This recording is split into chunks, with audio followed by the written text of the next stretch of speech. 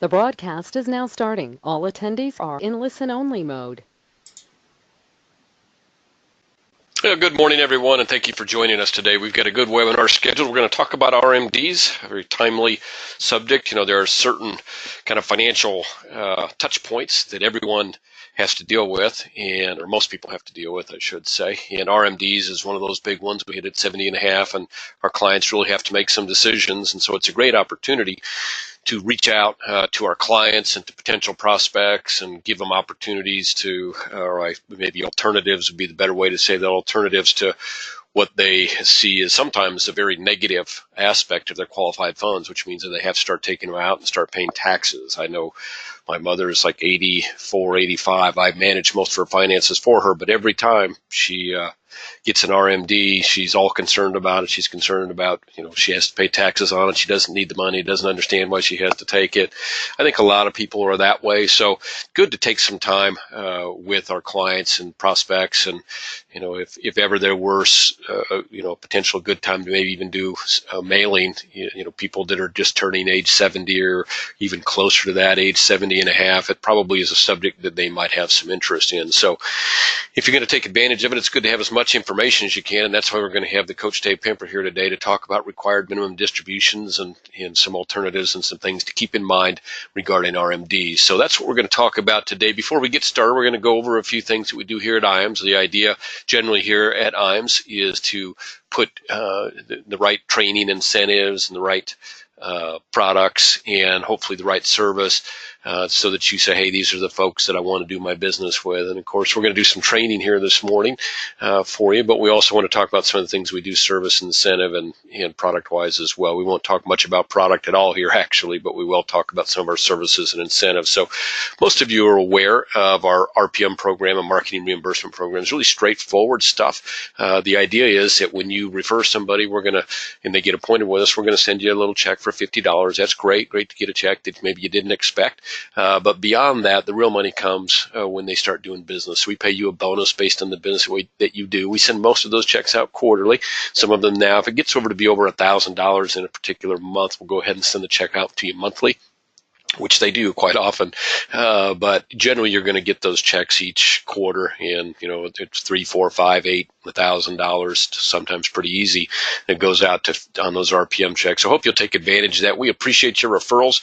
We want to reward you for them, but mostly we want to say thank you. It's really been the basis for much of our growth over the past 32, 33 years now, is the referrals of people that have been happy with our services and think that the services that we offer can benefit a colleague. So we appreciate those very much. Marketing reimbursement is a really simple program. When you do any business with us, money goes into your marketing reimbursement account.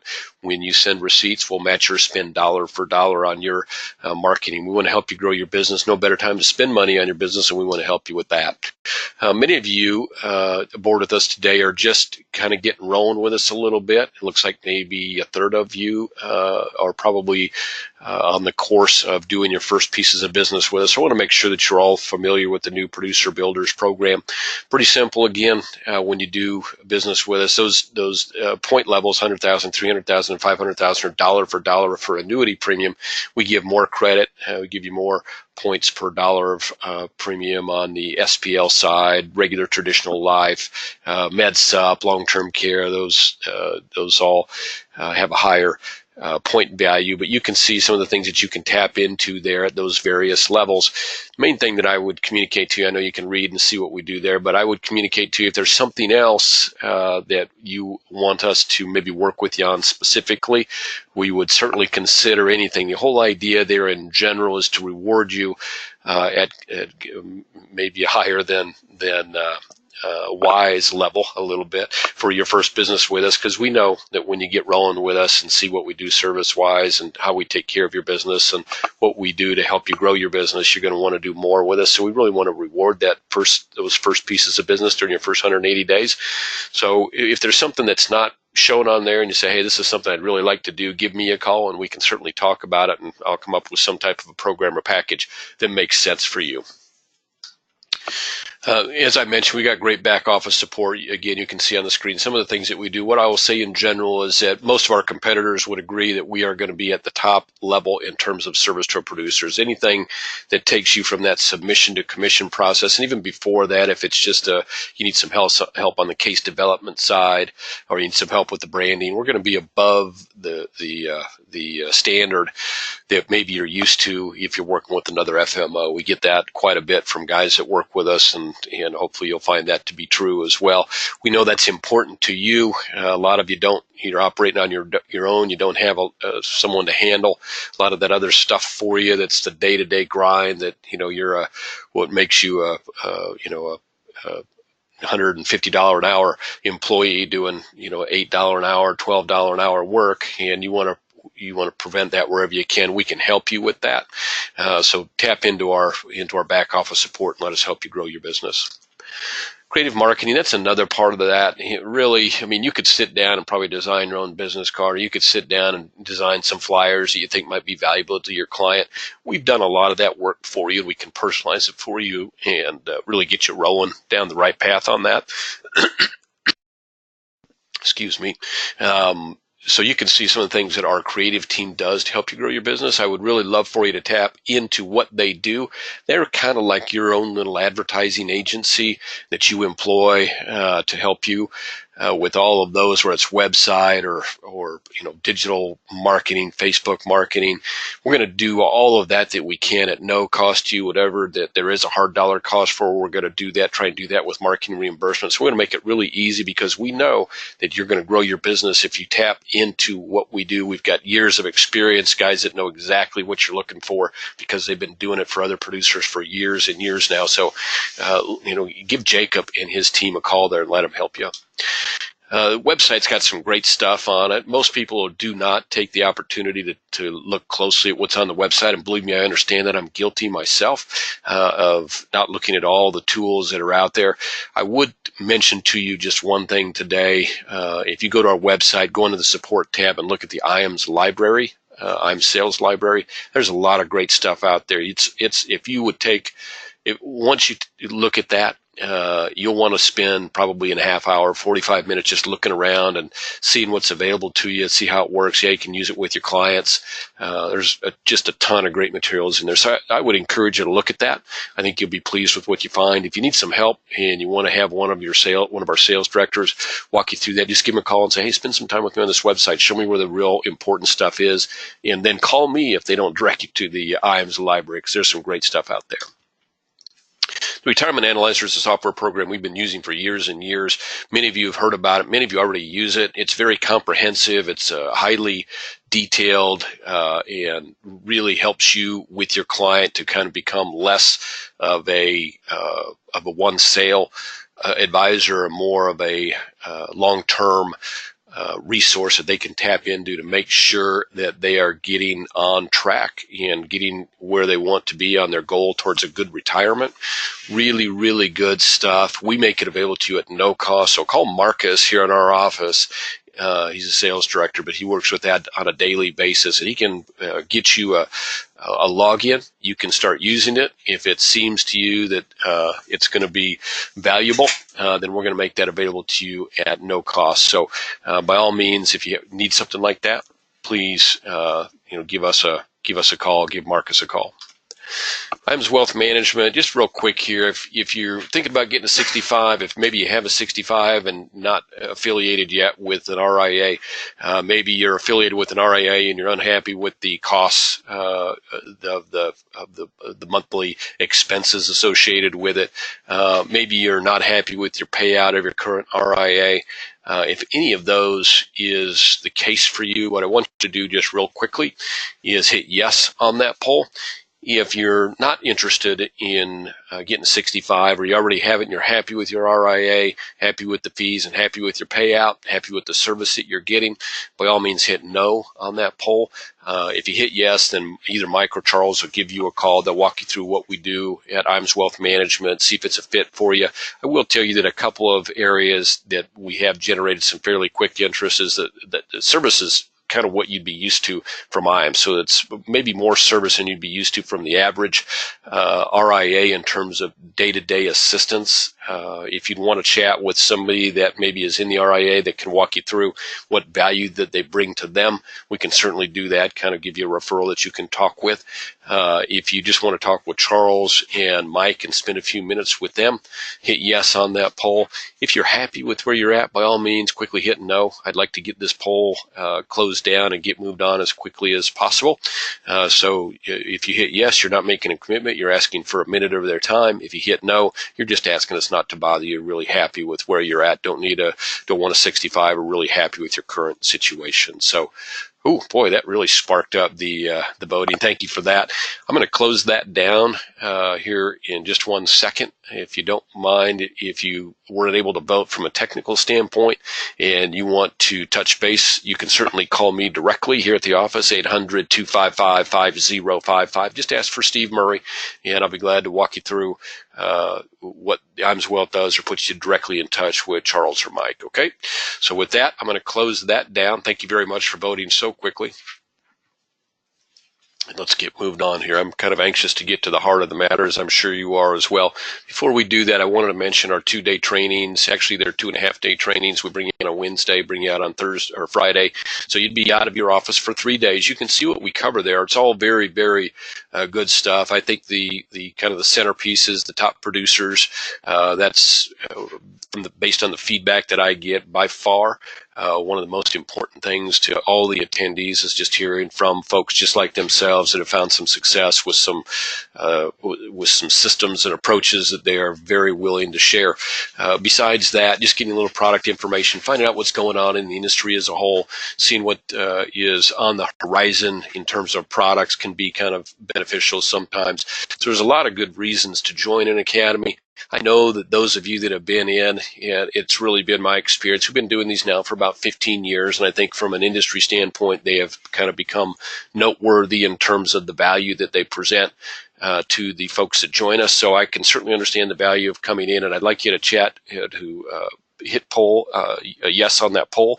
If you have interest in joining us, what will happen is if you hit yes, you're going to go ahead and get a email, and it will have a sample agenda and a registration. And if after looking at the agenda you think it might be valuable to you, then send that registration back in, and we'll put you on the call tree for the upcoming academies. We have got one coming here very shortly in May 8th through the 10th in Des Moines.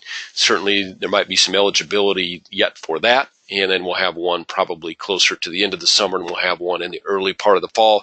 So if you have interest in joining us for an academy, hit yes. Again, the same thing applies. Many of you have come into an academy. If you've been in the last couple of years, please hit no. If you have not yet been to an academy, you have interest, hit yes.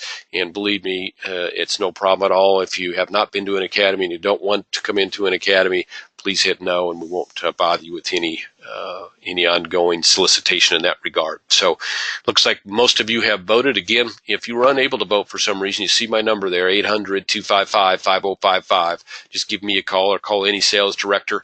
Let them know where you're at and ask any questions. We'll get you up and going in any way that you want to as far as academies are concerned. Okay, coming up very soon, we're going to have our marketing summit. That's at the Ritz-Carlton. We'd love to have you join us. You can see before you on the screen what it takes to qualify, and you can also see that qualification is quickly closing to an end. June 30th is the final day of qualification. So if you've got business that you're working on and you want to join us down with your guest at a beautiful property in Florida for some great beach time, we'll play a little golf and have a little camaraderie with the group, and who knows what'll go on in general, but plenty of great things to do down in Naples. We'd love to have you join us down there. If you have interest in that and you want to talk more about it, give us a call here at 800-255-5055. If you are on your way to qualification, you probably have seen something very recently with your latest numbers. If you have any questions or concerns about that, give me a call or give any sales director a call.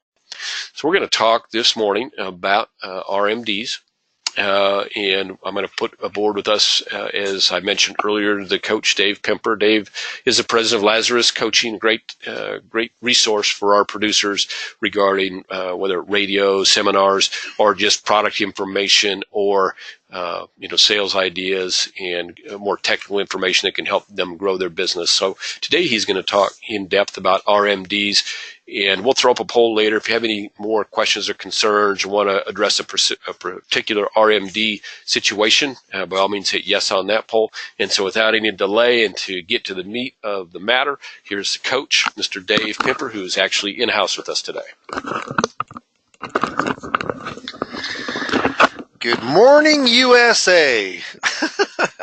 I guess that was from a show, wasn't it? Yeah, with Robin Williams. Hey, my name is Dave Pemper, and I am the coach today, talking about required minimum distributions. I've been in the business since 1981 when I started, so 30 plus years in the business, and I'm a producer just like you are. One of the things I've done for about 25 years now, and 13, 14 of these years have been with the FMO of IAMS, Insurance Agency Marketing Services, is to coach people on different seminar coaching. We have a brand new, which is just within the last month and a half, on Retirement Boss Radio, which is radio show host marketing, which has been really exciting. And what we do, this is part of the IAMS seminar educational series. And this one today is what we're going to talk about is RMDs. Now, I don't love the look of those slides because there's writing all over them, but there's some really good information. So I'm going to take kind of a specific slide with information subject and then kind of broaden it on out and make it understandable for all. So if you have questions about RMDs or anything else financial that you'd like to throw up, certainly type them on in. We have oodles of folks with us this today, so we're not going to open up the phone lines. It'll get pretty loud, especially with I know with the background music. But what we'll do is we're going to go in. If you got any questions, type them on in, and then I will answer those at the end of the presentation. So let's talk about required minimum distributions, RMDs. Okay, this is something that has to happen with traditional and traditional 401ks, traditional IRAs, SEPs, Simples, 403Bs, 457s. So company traditional retirement plans and IRAs, traditional. Now, and there actually are RMDs on Roth, tax-free Roth IRAs and 401ks, but some of those have a little different regulation. We will talk about those today. So starting after the age of 70 and a half. And why they pick 70 and a half, I have no idea. Not 70, 71, 72. But the government forces you to take out a required minimum distribution, or called the acronym of RMDs. Now, what happens is that the reason for this is they gave the investor a tax break going into that investment. Let's say that you put $5,000 into an IRA or into a 401k, you make 50 grand. Well, it's deductible. It shows as if you made 45,000. So if you're in a 25% bracket, or say a 20% bracket, yeah, you're going to go in and save $1,000, of taxation. But at 70 and a half, they're going to force you to go in and take monies out of that because the government wants their tax money back. Okay? So in just kind of simplistic form, that's how it works. There are different specifics on IRAs than there are in company retirement plans. But what happens is, if you're a day late of taking out the money, then the tax can be horrific, up to 50% of what you're supposed to be taking out, which is pretty wild. Yeah. So if any questions, certainly go in and just type them on in.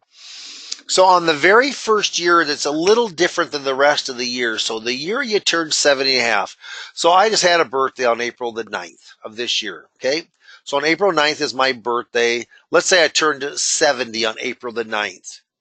So when do I turn 70 and a half? Well, April, May, June, July, August, September. On October the 9th of this year, I turned 70 and a half.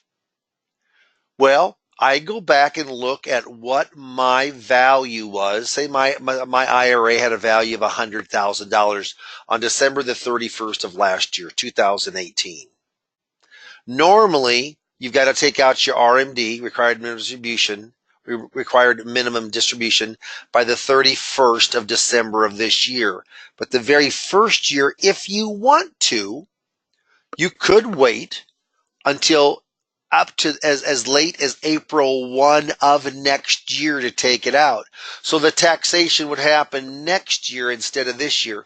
The only really good reason to do that is if you've got a very high income year this year because you worked the majority of the year, or you're still working and you're not going to work next year. But remember, when next year comes, if you take it April 1, or say you take it March 10th of next year, then you're going to have another RMD for next year. You have 2 in 1 year. And you'd rather do it in a year where you're not making as much money. That's only the first year. It does not go in pertain to any other year. So there's a life expectancy table, and on that there is a life expectancy factor. So the very first year it's 3.65%. So if I had a $100,000 value, it was December the 31st of last year, unless it's the very first year, I'd have to take out money from my RMD by December the 31st of this year, of the next year. 3.65% of 100,000 is $3,650. And that's taxable as ordinary income tax. Okay? So that's in the table. Here's the uniform lifetime table. You look at 70 or 70 and a half, 3.65 in 4 years it's to 4%, in 7 years it's to 5%. By the time that you're 90, it's 8.77. It's almost 9% of your money. So every year you live, the money, the factor gets higher, higher, and higher of the amount that you got to take on out. Okay? And the government set this up so it's supposed to be in a perfect world, which of course we're in a very imperfect world. But when you finally reach your age of passing away and dying, that you would have taken out your last RMD. But are you going to live to 115? I doubt it. My mom's 95 though right now. She doesn't have an IRA, but if she did, she'd be taking out 11.63% from it. Next year over 12%. That's called a uniform lifetime table. Now, if you're looking at specific key rules for required minimum distribution, the first one is that usually you have to start, this is not inherited IRAs, which could be much earlier, but on your individual IRAs, 401ks, 70 and a half is normally when the government starts. It's a must that you start taking out RMDs. Now, what happens is that there is a spousal privilege on, from an IRA. If the spouse goes in and the spouse is younger, it's as if they've always owned it. Also, with a tax-free investment, a tax-free Roth, what also happens is that there is a spousal privilege, so there is no RMDs at all with Roths until it goes into the secondary off of the spousal privilege. Yeah. So what happens is that there is a little difference between, and they call it caveats here, but let me first say is that if you're over the age of 70 and a half, your employer's got a 401k, you're still working there, and if you don't own more than 5% of the company, so it's not your own company, you don't have to start taking out RMDs.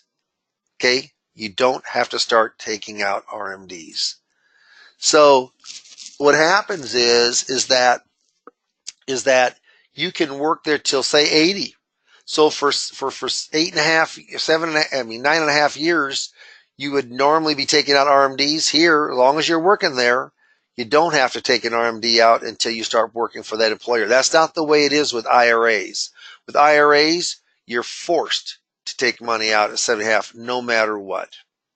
All right. So that's kind of interesting, the difference between 401ks and a conventional IRA. All right. So taking money from the right account. What happens with 401ks, you can't commingle 401ks like you can from an IRA. So if you have two dormant 401ks and you just retired from the third one, you got to take out money from each one of those 401ks. Still going to be the same amount of money as if you commingle them, but it has to be done. What happens is with IRAs, different story. With an IRA, you can go on in and you can combine all of them. Say there's 5 of them. You can take from 1, from 3, from 5. It doesn't take different each year. Makes no difference. There's much more flexibility with an individual retirement account than there is a company retirement plan. And if you're late, you have to take out by December 31st. If you are late by 1 day or longer, the government can go in and assess a 50% penalty for not having your distributions on time. Boy, isn't that one heck of a note? Yeah, that really is. So what happens is the penalties are extremely high. So you want to make sure that everything gets paid on time, okay? Now, there's really no exceptions to the rule. The RMDs, I mean, there's specific rules that are out there. So what happens is that, remember we talked about that 401k. I just want to emphasize that if you're still working for the company, you can go on in and you don't take RMDs. So if your company that you're working with is and you're over 70.5, say you've got a dormant 401k of 400,000, they very well might let you roll it over to the 401k. I mean, I just advised somebody to do this a couple of weeks ago.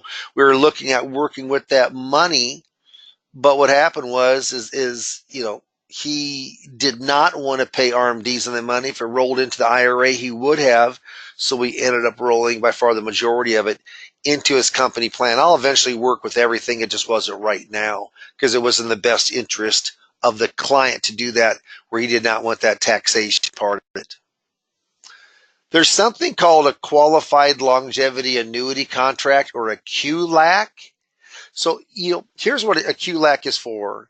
You can go on in and you can carve out up to $130,000. Okay.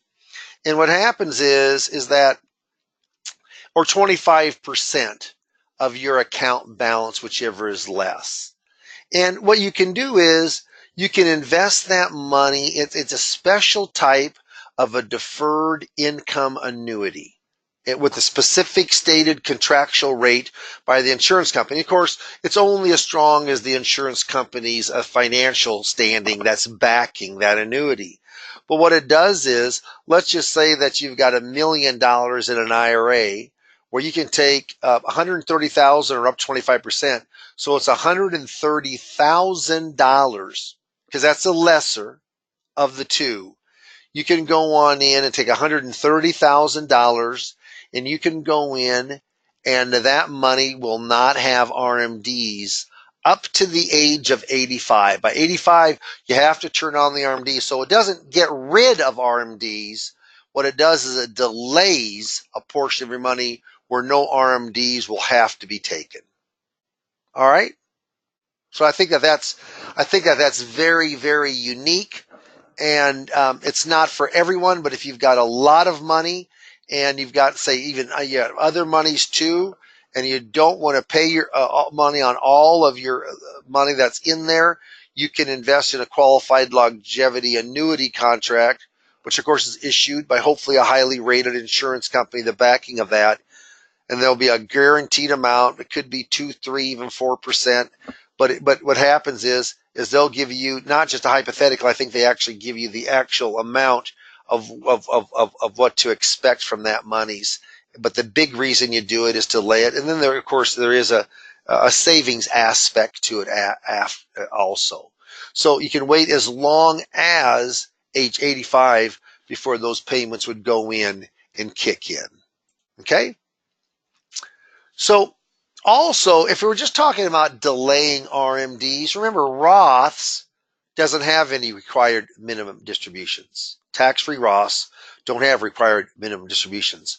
Also, if you're married, when it goes over to the spouse, that also you can go in and it can be delayed and not have any required minimum distributions.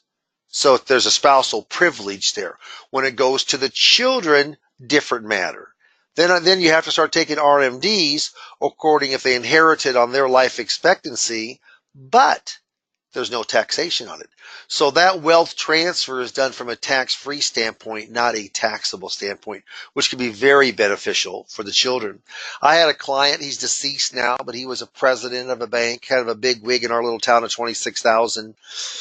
Very savvy when it came to investing, and I worked with a fair amount of his monies, but he converted money from a traditional IRA to a Roth IRA every single year. And the reason was he knew that he wouldn't probably live long enough to benefit from that tax-free status.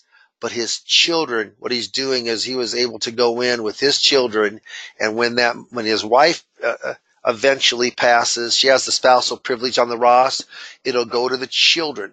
The children take that money out in its totality, tax-free, at no taxation, or they can go in and take RMDs and let that money to continue to potentially grow for them. So, but it's all tax-free. It's a tax-free wealth transfer done in a very easy format of Roth and Roth conversions.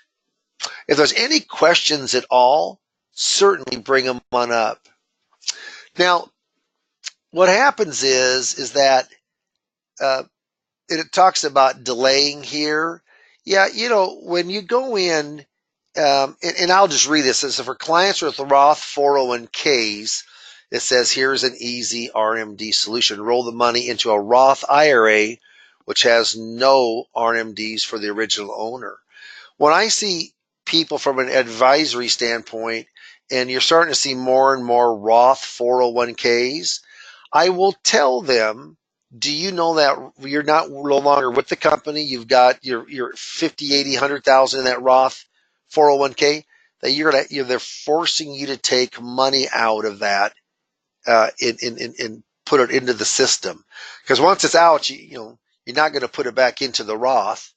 And so it turns into, you're not taxed on that, but now if you invest it as taxable money. But if you go into an IRA, what happens is that Roth is going to be tax-free. So it says another Roth solution to say goodbye to RMDs, convert traditional IRA money to a Roth IRA. Third bullet point, converting IRA money to a Roth is a great strategy to start early, but your clients can do conversions even after they turn 70 and a half. They can do conversions no matter what income they have or no income whatsoever. Yeah. So Roth has more flexibility than what traditional IRAs have. All right. Again, any questions, certainly type them on in. The transfer in kind, what happens here is that a transfer strategy where it says, remember that RMDs doesn't have to be in cash. So let's just say that you've got XYZ stock and you've got an RMD. You can move that stock from a retirement account into a taxable account. Say it's an individual account, or it could be a joint account. But as long as it's taxable and that stock does not get sold, or that mutual fund does not get sold, or if the insurance company will do it, the annuity does not get sold, that in-kind transfer is really useful if the market is down. So let's just say I'm making this up completely, but you've got Berkshire Hathaway at $250 a share, B's. Let's say that it goes down to $200 a share. Why do you want to sell when it's low? You don't.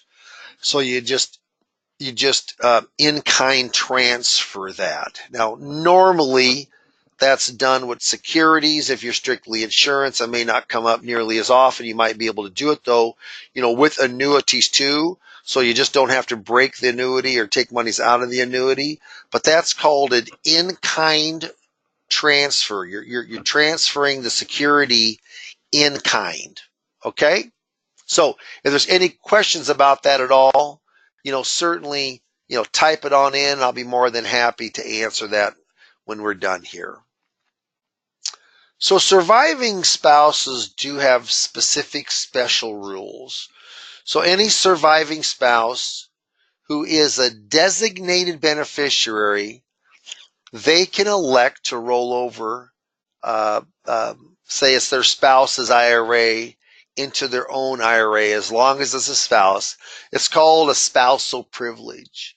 A surviving spouse, say the other spouse has died, who is the sole designated beneficiary of the husband's or of the wife's IRA, may elect to treat the descendant's IRA as their own.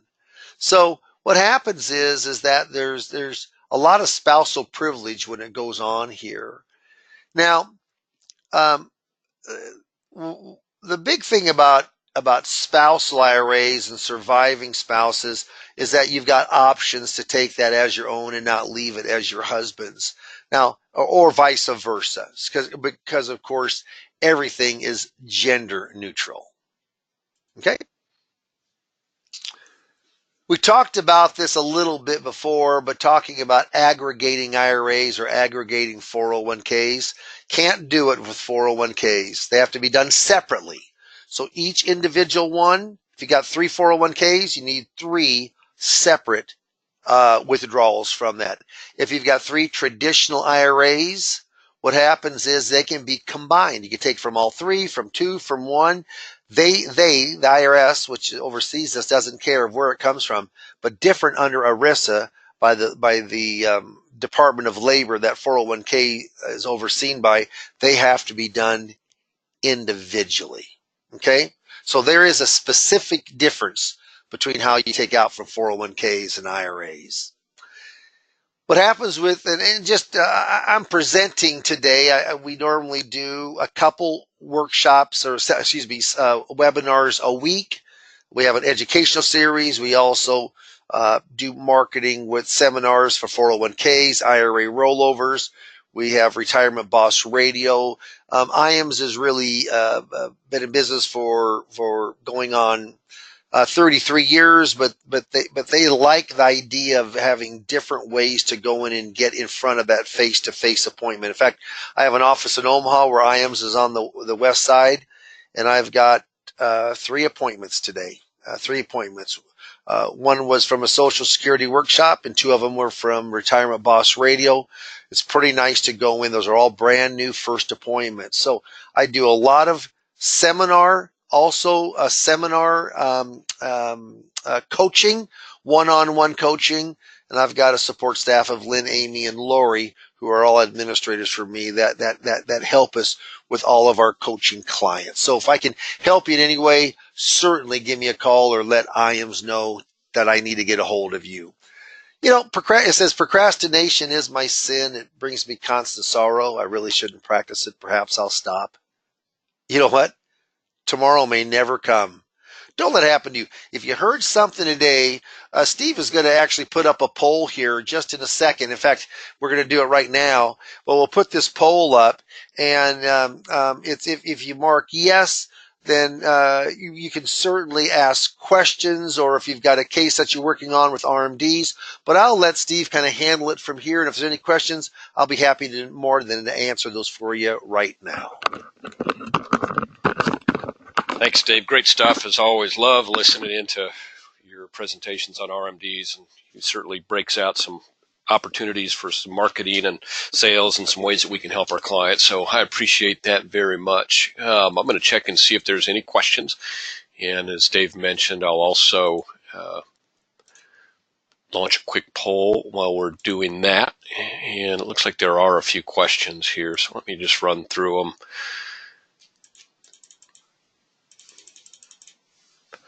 Ooh, that's a long one.